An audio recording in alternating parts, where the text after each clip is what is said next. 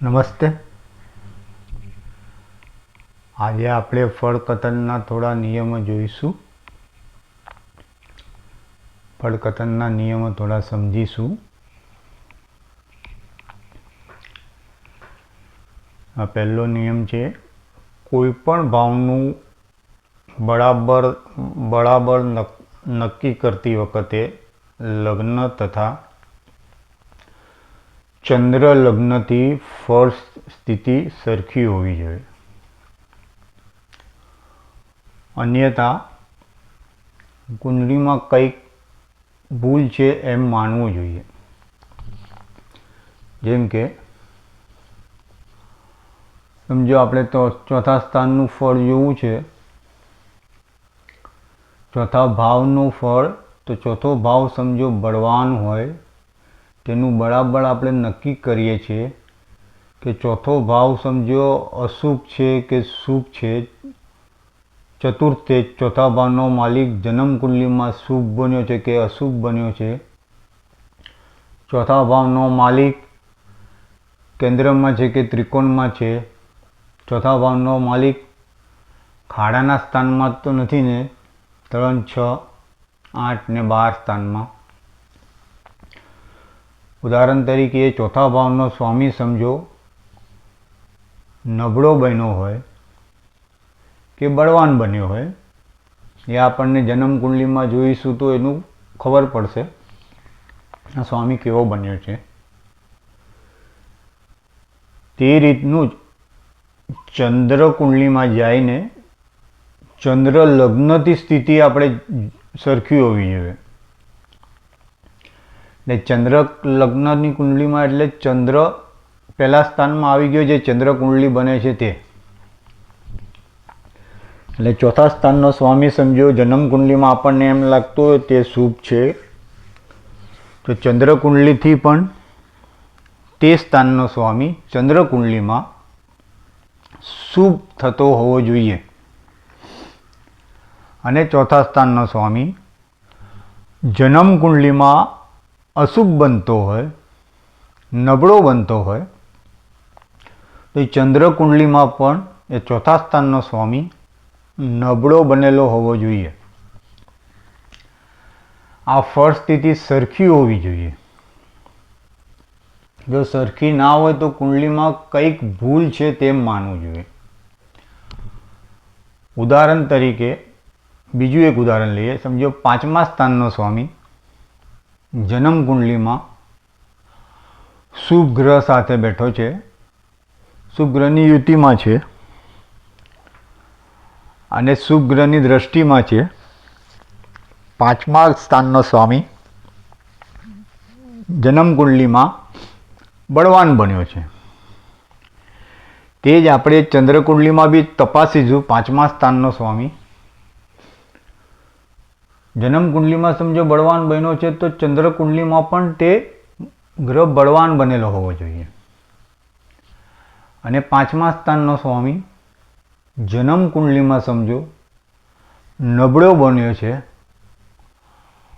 અશુભ ગ્રહની પાપ ગ્રહની યુતિમાં છે, અથવા પાપ ગ્રહની દ્રષ્ટિમાં છે. યુતિમાં એટલે એક જ સ્થાનમાં બેઠો, યુતિમાં અને દ્રષ્ટિમાં છે. તેથી પાંચમા સ્થાનનો ગ્રહ નબળો બન્યો એમ. તો ચંદ્ર કુંડલીમાં પણ લગ્ન કુંડલીમાં જે પાંચમા સ્થાનનો માલિક થતો હશે, એ ચંદ્ર કુંડલીમાં પણ ત્યાં નબળો થતો હોવો જોઈએ. એમ સરખું ફળકથન થતું હોય, સરખી સ્થિતિ હોય ફળ સ્થિતિ, તો કુંડલી બરાબર. અન્યથા જન્મ કુંડલીમાં કંઈ ભૂલ છે તેમ માનવું જોઈએ. જો કોઈ પણ ભાવ બે પાપ ગ્રહોની વચમાં હોય અને ભાવાધિપતિ પણ તે પ્રમાણે અને તે પ્રમાણે યુતિ પામેલો હોય, તો તે ભાવનું શુભત્વ નબળું થઈ જાય છે અને ભાવાધિપતિ કે કારક પણ શુભ ફળ આપી શકતો નથી. એટલે કોઈ બી ભાવ હોય, જન્મ કુંડલીમાં કોઈ બી ભાવ હોય, તે બે પાપ ગ્રહની વચ્ચે આવતું હોય. સમજો કે 10મું સ્થાન છે, તેના બીજા સ્થાનમાં બી પાપગ્રહ આવતો હોય અને 10મા સ્થાનથી 12મું સ્થાન એટલે 9મું સ્થાન ત્યાં બી એક પાપગ્રહ આવતો હોય, બંને તરફ પાપગ્રહ હોય ને વચ્ચે 10મો ભાવ આવતો હોય, તો ભાવાધિપતિ પ્રમાણે જે શુભ ફળ આપતું હોય તો એ નબળું બની જાય છે. એટલે એ બે પાપગ્રહની વચ્ચે ભાવ આવી ગયો તેમ કહેવાય છે. પ્રમાણે તે યુતિ પામેલો હોય, સમજો તે ભાવનું શુભત્વ નબળું કરી નાખે છે. એટલે 10મા સ્થાનનો સ્વામી બી સમજો કોઈ પાપગ્રહની યુતિમાં બેઠો હોય ગમે ત્યાં, તો 10મા ભાવનું ફળ નબળું પામે છે અને કારક પણ શુભ ફળ પામી શકતો નથી. આવી જ રીતે કોઈ બી ગ્રહ, સમજો કે ગુરુ જન્મ કુંડલીમાં ક્યાંય બી બેઠો છે, તેના બીજા ભાવમાં અને 12મા સ્થાનમાં કોઈ પાપગ્રહ આવે તો ગુરુ પોતે બે પાપગ્રહની વચ્ચે આવી ગયો, પણ ગુરુ કારક તરીકે જે ભાવનું ફળ આપતો હશે તે પણ નબળું ફળ જ ગણાશે. ત્યાં ગુરુ નબળો બનશે, ભાવાધિપતિ તરીકે બી નબળો બનશે ને કારક પણ શુભ ફળ આપી શકતો નથી. એટલે એક તો પેલા ભાવ બે પાપગ્રહની વચ્ચે આવ્યું હોય તે, અને કોઈ બી ગ્રહની આસપાસ બીજા ભાવમાં કે 12મા સ્થાનમાં પાપગ્રહ આવ્યો અને ગ્રહ પોતે પણ બે પાપગ્રહની વચ્ચે આવી ગયો. ગ્રહ કયા કયા ભાવનો સ્વામી થાય છે તેનું બી ફળ નબળું મળશે, અને ગ્રહ પોતે કઈ કઈ બાબતોનો કારક બને છે તેનું બી ફળ નબળું જ આપશે. જો ખરાબ ભાવ, દાખલા તરીકે 6ઠ્ઠો ભાવ બે શુભ ગ્રહોની વચમાં આવેલો હોય અને ષષ્ઠે સારી સ્થિતિમાં રહેલો હોય, પણ લગ્નેશ ખરાબ સ્થિતિમાં રહેલો હોય તો સારા ગ્રહોની દશા પણ સારા પરિણામો લાવતી નથી. અહીંયા દાખલા તરીકે આપ્યું છે કે 6ઠ્ઠો ભાવ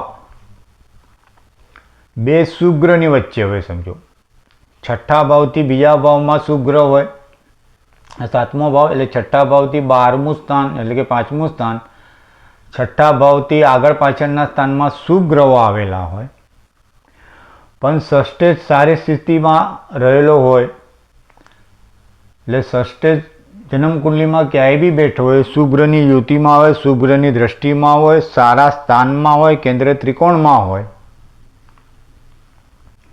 પણ લગ્નેશ ખરાબ સ્થિતિમાં રહેલો હોય તો સારા ગ્રહોની દશા પણ સારા પરિણામો લાવતી નથી.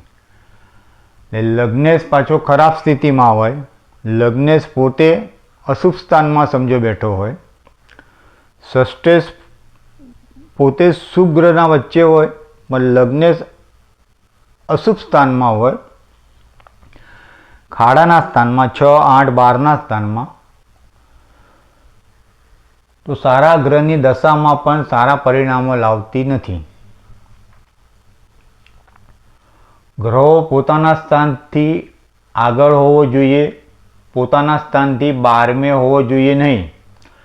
દાખલા તરીકે લગ્નેશ 12મે, પંચમેશ ચોથે હોય તો તે ગ્રહો આફત ને દુઃખો આપનાર બને છે. એ ગ્રહો પોતાના સ્થાનથી આગળ હોવા જોઈએ. ગ્રહ કોઈ બી સ્થાનનો માલિક થતો, અહીંયા કહ્યું છે લગ્નેશ 12મે ના આવવો જોઈએ તો દુઃખ આપનાર બને છે. આ પંચમેશ ચોથે ના આવવો જોઈએ તો 5મા સ્થાનનો જે બી માલિક થતો હશે તે દુઃખ આપનાર બનશે, આફત લાવનાર બનશે. તેવી રીતે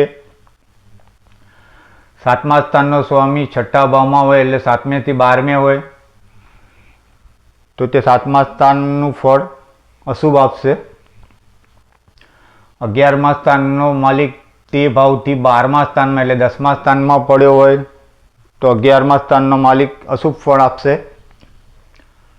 9મા સ્થાનનો માલિક તેના સ્થાનથી 12મા સ્થાનમાં બેઠો હોય એટલે કે 8મા સ્થાનમાં, ત્રિકોણ સ્થાનનો માલિક સમજો 8મા સ્થાનમાં ગયો હોય એટલે કે તેનાથી 12મા સ્થાનમાં, તો 9મા સ્થાનનું ફળ અશુભ મળશે. તેનાથી આગળના સ્થાનમાં આવવું જોઈએ. એટલે લગ્નેશ હોય તો સમજો તેનાથી બીજા સ્થાનમાં આવવું જોઈએ. પંચમેશ હોય તો તેનાથી બીજા સ્થાનમાં એટલે છઠ્ઠા સ્થાનમાં આવવું જોઈએ. 9મા સ્થાનનો માલિક સમજો 10મા સ્થાનમાં હોય તો સારું ફળ આપે. 11મા સ્થાનનો માલિક સમજો 12મા સ્થાનમાં હોય એટલે 11મા સ્થાનથી બીજા સ્થાનમાં એટલે સારું ફળ આપશે. એટલે ગ્રહ જે સ્થાનનો માલિક થતો હોય તેના આગળના સ્થાનમાં આવવો જોઈએ, તેનાથી પાછળના સ્થાનમાં ના આવવો જોઈએ. અગર ગ્રહ તેનાથી 12મે હોય તો તે સ્થાનનું ફળ અશુભ જ આપશે. અનધારી આફત લાવવાવાળો બનશે અને દુઃખ આપનારો બનશે. કારક ગ્રહની ભાવાધિપતિ સાથેની યુતિ કે ભાવ માટે શુભ ફળ આપનાર બને છે. કારક ગ્રહની ભાવાધિપતિ સાથેની યુતિ એટલે સમજો ચોથા સ્થાનમાં આપણે જમીન મિલકતની વાત કરીએ તો ચોથા સ્થાનમાં જમીન મિલકત માટે, જાયદાદ માટે, પ્રોપર્ટી માટે મંગળ જોઈએ છે.